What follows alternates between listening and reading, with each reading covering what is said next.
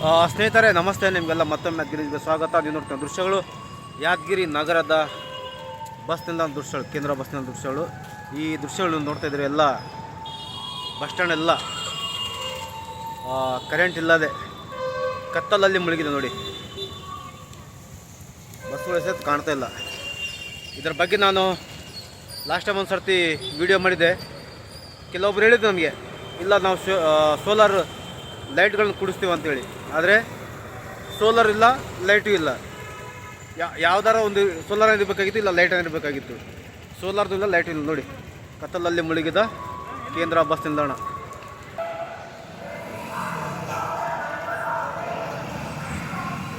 ನೋಡಿ ಸ್ನೇಹಿತರೆ, ಕಾಣ್ತಾ ಇದೆ ನಿಮ್ಗೇನಾದರೂ? ಬಸ್ ಸ್ಟ್ಯಾಂಡೇ ಕಾಣ್ತಾ ಇಲ್ಲ. ಇಲ್ಲಿ ಲೈಟ್ ಹಾಕಿದ್ರೆ ಮಾತ್ರ ಬಸ್ಗಳು ಕಾಣ್ತಾ ಇದೆ.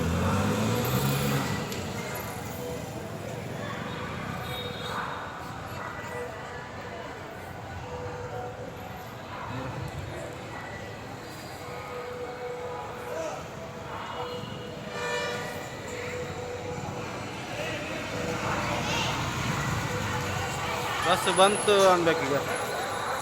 ಕತ್ತಲಲ್ಲಿ ನೋಡಿ ಅಲ್ಲಿ ಜನ.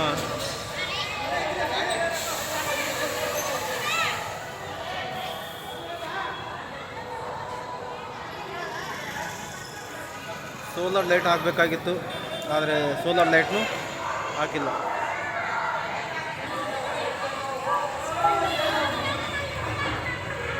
ಜನರು ಫೋನಿನ ಟಾರ್ಚ್ ಹಾಕೊಂಡು ಕುಳಿತುವಂಥ ಪರಿಸ್ಥಿತಿ ನಿರ್ಮಾಣವಾಗಿದೆ ನೋಡಿ. ಫೋನಿನ ಟಾರ್ಚ್.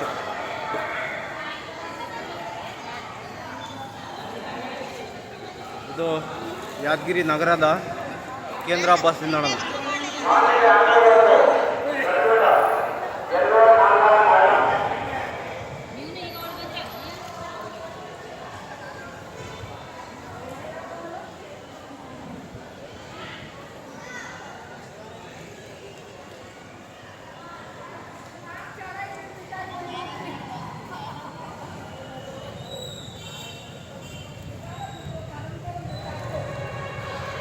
ಸ್ನೇಹಿತರೆ, ಇದರ ಬಗ್ಗೆ ನಿಮ್ಮ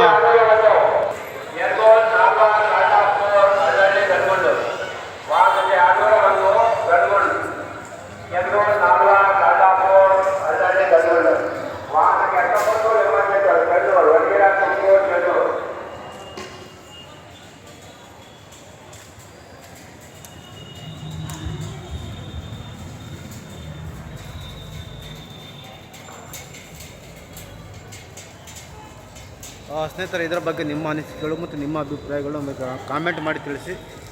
ಇಲ್ಲಿ ಸೋಲಾರ್ ಲೈಟ್ ಆಗಬೇಕಾ ಆಗಬಾರ್ದಾ? ಕರೆಂಟ್ ಹೋದರೆ ಎಷ್ಟೊಂದು ತೊಂದರೆ ಆಗ್ತಾಯಿದೆ ಅನ್ನೋದ್ರ ಬಗ್ಗೆ.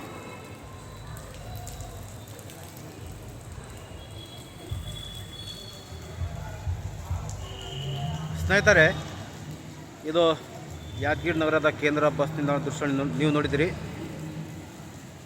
ಇಲ್ಲಿ ಈ ಬಸ್ ಸ್ಟ್ಯಾಂಡ್ ಒಳಗಡೆ ಮಳೆಗಾಲದಲ್ಲಿ ಭಾಳಷ್ಟು ಕರೆಂಟ್ನೂ ಹೋಗುತ್ತೆ.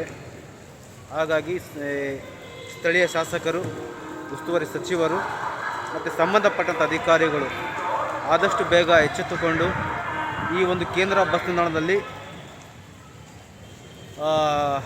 ಸೋಲಾರ್ ಲೈಟ್ಗಳನ್ನು ಅಳವಡಿಸುವಂಥ ಕೆಲಸ ಮಾಡಬೇಕು. ಯಾಕಂತಂದರೆ ಇದು ನೋಡಿ, ಕರೆಂಟ್ ಹೋದರೆ ಯಾವ ರೀತಿ ಕತ್ತಲಾಗಿದೆ, ಕತ್ತಲಲ್ಲಿ ಮುಳುಗಿದ ಕೇಂದ್ರ ಬಸ್ ನಿಲ್ದಾಣ ಅಂತ ಹೇಳ್ಬೋದು ನಾವು. ಒಂದು 4 ಸೋಲಾರ್ ಲೈಟ್ಗಳು, ಅಂದರೆ ಭಾಳಷ್ಟು ಕಡೆ ಸೋಲಾರ್ ಲೈಟ್ಗಳಿದ್ದಾವೆ ನಗರದಲ್ಲಿ, ಎಲ್ಲ ಕಡೆ ಹಾಕಿದ್ದಾರೆ. ಅದೇ ರೀತಿ ಇಲ್ಲಿನೂ ಸಹ 4 ಸೋಲಾರ್ ಲೈಟ್ಗಳು ಹಾಕಿದರೆ ಅಧಿಕಾರಿಗಳು, ಸಂಬಂಧಪಟ್ಟಂಥ ಅಧಿಕಾರಿಗಳು, ಪ್ರಯಾಣಿಕರಿಗೆ ಅನುಕೂಲ ಆಗುತ್ತೆ. ಈ ಕತ್ತಲಲ್ಲಿ ಕಳ್ಳರು ಪಾಕೆಟ್ ಹೊಡಿಬೋದು, ಮೊಬೈಲ್ ಕಳ್ಳತನ ಮಾಡ್ಬೋದು.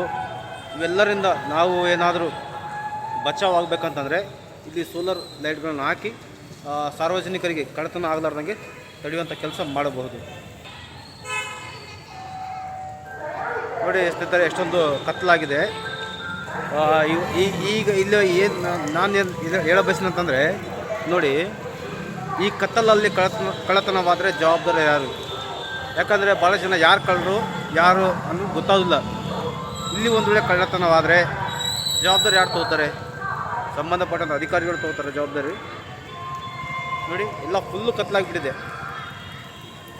ಈ ಕತ್ತಲಲ್ಲೇ ಕಳ್ಳರು ಕೈ ಸಳಕ ತೋರಿಸ್ತಾರೆ. ಹೌದಾ ಸ್ನೇಹಿತರೆ, ಈ ರೀತಿ ಕತ್ತಲಿದ್ರೆ ಹೆಂಗ?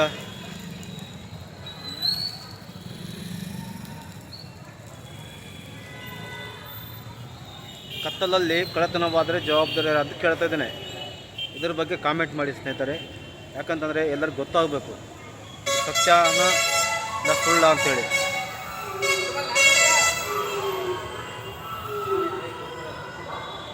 ನೋಡಿ, ಒಬ್ಬರ ಮುಖ ಒಬ್ಬರು ಕಾಣೋದಿಲ್ಲ, ಆ ರೀತಿ ಕತ್ತಲಾಗಿಬಿಟ್ಟಿದೆ ಇಲ್ಲಿ.